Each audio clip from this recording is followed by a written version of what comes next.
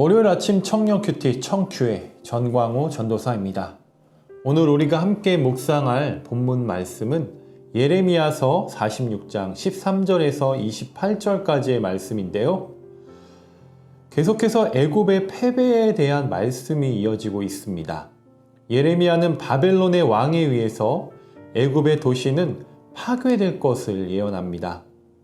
유다 백성들의 한가닥 희망이었던 의지했던 애굽마저 바벨론에 의해 패배할 것을 선언했을 때 유다 백성들의 마음은 어떠하였을까요? 아마도 더 깊은 절망 가운데 빠졌겠지요. 유다 백성들의 눈에 애굽은 심히 아름다운 암송아지에 비유됩니다.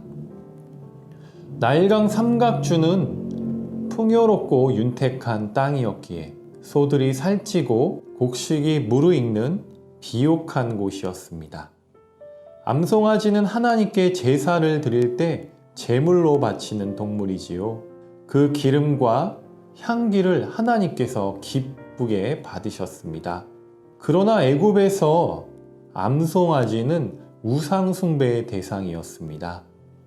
하나님께 감사와 영광을 돌려야 했지만 그들은 우상 숭배의 범죄를 저지르고 있었습니다.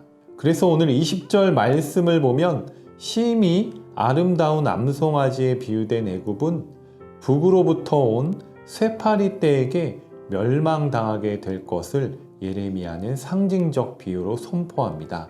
바벨론의 군대는 메뚜기의 떼처럼 애굽을 덮을 것이며 그 수는 너무나 많아서 셀 수 없다고 이야기합니다. 메뚜기는 모든 푸르른 곡식과 풀들을 황폐하게 만들듯이 바벨론의 군대를 메뚜기에 비유하며 애굽을 황폐하게 만들 것을 예언합니다.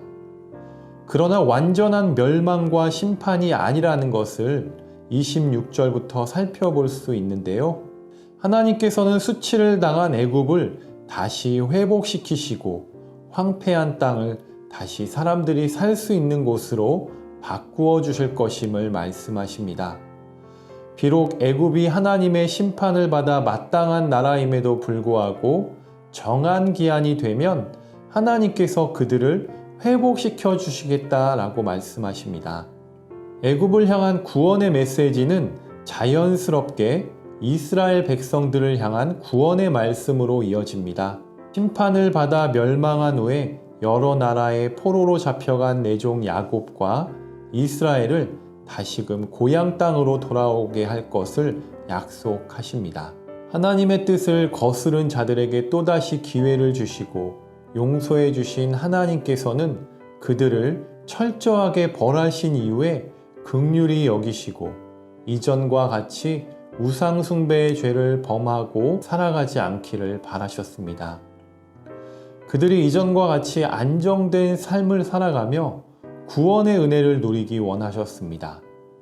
하나님께서는 날마다 변화하는 세상 속에서 하나님의 뜻을 이루어 가고 계시지요.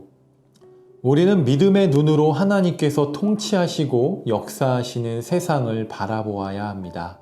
나의 눈에 보이는 강한 것을 의지하고 사람의 지혜를 따라 살아가는 것이 아닌 열방을 통치하시는 하나님을 신뢰하고 살아가는 두드림 청년들이 다 되시기를 소망합니다. 기도하겠습니다.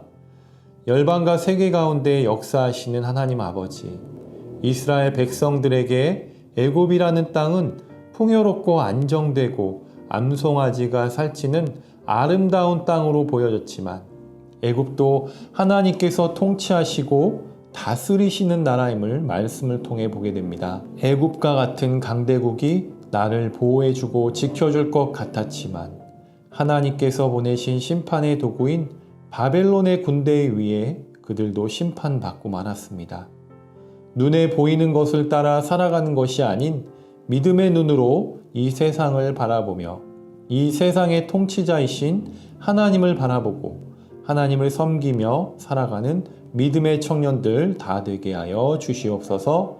주신 말씀 감사드리오며 존귀하신 예수 그리스도의 이름으로 기도드립니다. 아멘.